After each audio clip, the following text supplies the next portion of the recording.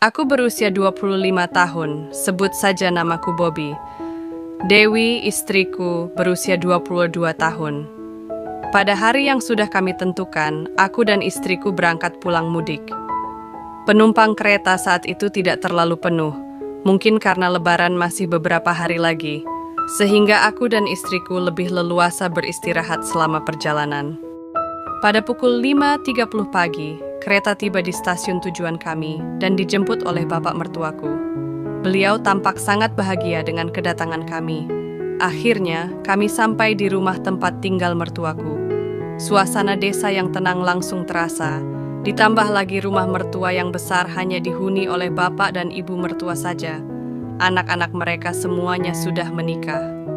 Ibu mertua, yang usianya sekitar 50 tahunan, menyambut kami dengan hangat. Malamnya, setelah melepas lelah dan rasa rindu, kami duduk bersama dan bertukar cerita hingga larut malam. Suasana desa yang sepi membuat waktu terasa berjalan lebih lambat. Saat itu, ibu mertua membuatkan kami bandrek agar kami segar saat bangun pagi. Kami pun menikmati bandrek buatan ibu mertua yang ternyata sangat enak. Kurang lebih setengah jam kemudian, kami ngobrol dan rasa kantuk mulai menghampiri. Istriku pamit untuk tidur terlebih dahulu. Aku mencoba bertahan, tetapi rasa kantuk terlalu berat. Akhirnya, aku pun pamit tidur pada bapak dan ibu mertua. Ketika aku sampai di kamar tidur, istriku sudah tertidur lelap. Aku pun segera menyusulnya karena rasa kantuk yang begitu berat.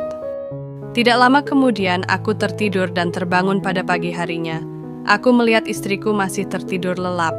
Ketika aku pergi ke kamar mandi, aku melihat ada bekas air di lantai yang mengering seperti bekas tumpahan air. Aku teringat mimpiku semalam yang terasa begitu nyata. Hari ketiga, aku tidak ikut pergi jalan-jalan. Hanya istriku dan bapak mertuaku yang pergi ke tempat sanak keluarga. Aku tinggal di rumah dan merenungkan kejadian aneh yang aku alami selama 2 malam terakhir. Aku berpikir, mungkin ada makhluk halus yang menggangguku saat tidur, tetapi kenapa selalu setelah meminum bandrek buatan ibu mertua? Malam itu, aku bertekad untuk tidak meminumnya. Malamnya, seperti biasa kami sekeluarga berkumpul dan berbincang-bincang. Ibu mertua kembali memberi kami bandrek buatannya. Istriku dan bapak mertua langsung menghabiskannya, sementara aku berpura-pura meminumnya. Aku berjalan ke dapur dengan alasan ingin ke toilet dan membuang bandrek tersebut di sana. Ketika kembali ke ruang keluarga, kurang lebih 30 menit kemudian, aku melihat istriku dan bapak mertua mulai mengantuk dan berniat untuk tidur. Anehnya, aku tidak merasa mengantuk sama sekali. Aku pun berpura-pura mengantuk dan pamit ke kamar tidur. Tidak lama kemudian, aku mendengar langkah kaki mendekati kamar kami. Aku pura-pura tidur dan melihat ibu mertuaku membuka pintu kamar. Dengan hati-hati, ibu mertuaku mendekati tempat tidur kami. Aku terus pura-pura tidur karena ingin tahu apa yang akan dilakukan oleh ibu mertua. Ternyata ibu mertuaku melakukan hal yang tidak terduga. Dia mulai mengelus tubuhku dengan penuh perasaan, seolah-olah aku adalah suaminya. Aku terus berpura-pura tidur meskipun aku sadar sepenuhnya. Aku merasa senang, meskipun juga bingung dan kaget. Ibu mertua melanjutkan tindakannya dengan penuh keyakinan bahwa aku tertidur. Setelah beberapa saat, aku tidak bisa menahan diri lagi dan memutuskan untuk berpartisipasi dalam aktivitas yang sedang dilakukan ibu mertua. Kami berdua akhirnya terlibat dalam hubungan yang penuh keintiman. Setelah selesai, aku berkata kepada ibu mertua bahwa aku tidak bermimpi dan tidak tidur. Ibu mertua terkejut dan meminta maaf. Aku mencoba menenangkannya dan mengatakan bahwa aku juga menikmatinya. Sejak saat itu, kami terlibat dalam hubungan yang istimewa tanpa sepengetahuan istriku. Keesokan paginya, aku bangun dan melihat istriku sudah tidak ada di sampingku. Aku merasa campur aduk antara rasa bersalah dan senang. Hari-hari selanjutnya, hubungan dengan ibu mertua tetap berlanjut hingga kami harus kembali ke kota. Meskipun ada rasa sesal, kebahagiaan yang aku rasakan mengalahkan rasa bersalah itu. Ketika kami kembali ke kota, ibu mertua tampak sedih melepas kepergian kami. Kisahku dengan ibu mertua berakhir di desa, meninggalkan kenangan yang tidak akan pernah aku lupakan.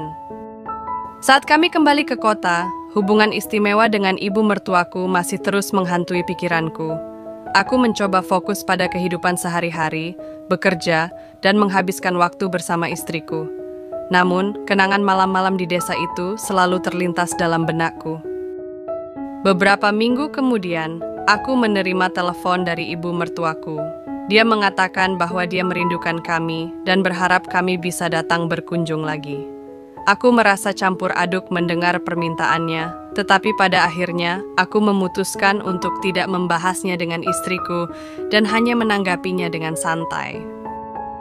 Hari-hari berlalu dan aku berusaha menjalani kehidupan seperti biasa. Namun, suatu malam, saat sedang bersantai bersama istriku, aku menerima pesan dari ibu mertuaku. Isi pesannya membuatku terkejut. Dia mengajak kami untuk kembali berkunjung dalam waktu dekat karena ada acara keluarga yang penting. Aku tidak bisa menolak dan akhirnya kami memutuskan untuk kembali ke desa pada akhir pekan. Saat kami tiba di desa, ibu mertuaku menyambut kami dengan hangat seperti biasa. Aku mencoba untuk tetap tenang dan berusaha menjaga jarak agar tidak menimbulkan kecurigaan.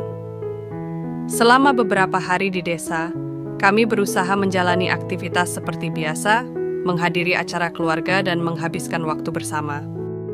Suatu malam, saat istriku sudah tidur, ibu mertuaku mendatangiku di ruang tamu. Dia tampak gelisah dan ingin berbicara. Kami duduk dan berbicara dengan pelan agar tidak membangunkan istriku. Ibu mertuaku mengungkapkan perasaannya dan betapa dia merindukan momen-momen bersama yang kami alami sebelumnya. Aku merasa terjebak dalam situasi yang sulit. Di satu sisi, aku tidak ingin mengkhianati istriku, tetapi di sisi lain, perasaanku terhadap ibu mertuaku masih sangat kuat. Aku mencoba menjelaskan bahwa hubungan kami tidak bisa berlanjut seperti ini, tetapi ibu mertuaku tampak tidak ingin menyerah. Malam itu, meskipun aku berusaha menolak, aku akhirnya kembali terlibat dalam bercocok tanam dengan ibu mertuaku. Setelah kejadian itu, aku merasa sangat bersalah dan bingung. Pagi harinya, aku memutuskan untuk berbicara jujur dengan ibu mertuaku. Aku mengatakan bahwa hubungan ini harus berakhir demi kebaikan semua pihak. Ibu mertuaku tampak kecewa, tetapi dia akhirnya mengerti. Kami berjanji untuk tidak mengulangi kesalahan ini lagi dan berusaha menjaga hubungan keluarga tetap harmonis. Saat kami kembali ke kota, aku merasa lega tetapi juga khawatir dengan kemungkinan ibu mertuaku berubah pikiran. Inilah antara aku dan ibu mertuaku, dan jangan lupa subscribe.